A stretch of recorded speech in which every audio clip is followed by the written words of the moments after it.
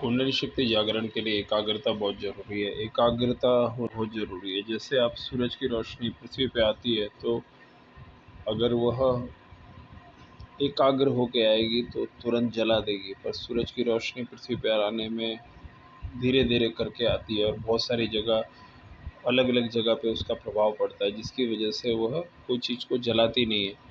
उसी तरह से जब आप कुंडली शक्ति जागरण की दिशा में आगे बढ़ते हो और आप कोई एक चक्र को जागृत करने के लिए उसके ऊपर एनर्जी को केंद्रित करते हैं, दोनों आँखों के बीच में अगर आप ऊर्जा को केंद्रित करते हैं, अपने सहस्रार में ऊर्जा को केंद्रित करते हैं, तो धीरे धीरे करके उसमें ऊर्जा के अंदर वह आपके चक्रों को जागृत करती है। वह ऊर्जा आपके शरीर को चार्ज करती है और वह ऊर्जा दूसरे चक्रों को भी जागृत करती है। पर सबसे पहले एक चक्र के ऊपर आपकी ऊर्जा को आपको केंद्रित करना चाहिए। जैसे ही आप सहस्त्रार और आज्ञा चक्र पे ऊर्जा को केंद्रित करते हैं तो आपका मन स्थिर होता है और उसके बाद शरीर के बाकी के चक्रों में भी ऊर्जा का कंट्रोल होता है, क्योंकि आपके पूरे शरीर को जो संचालित करता है वो सहस्त्रार चक्र करता है, आज्ञा चक्र करता है, और उसके द्वारा ही आपके शरीर को कोई भी काम करने का ऑर्डर दिया जाता है, कोई भी काम करने का आज्ञा दिया जाता है। इसकी वजह से सहस्त्रार और आज्ञा चक्र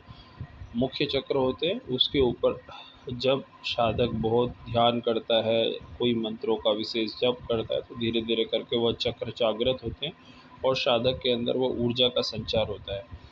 और साधक जितनी भी देर ध्यान करे, जितनी भी देर जप करे, उसमें एकाग्रता होनी चाहिए। उसके मन के अंदर चलने वाले विचारों को शांत करके उस मंत्र और उस ध्यान की अवस्था के अंदर उसको एकाग्रता होनी चाहिए। वह चीज़ के अंदर जितनी देर करे एकाग्र चित्त से करे।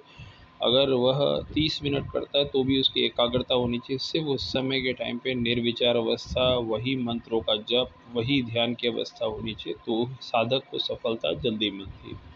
ओम ओम ओम।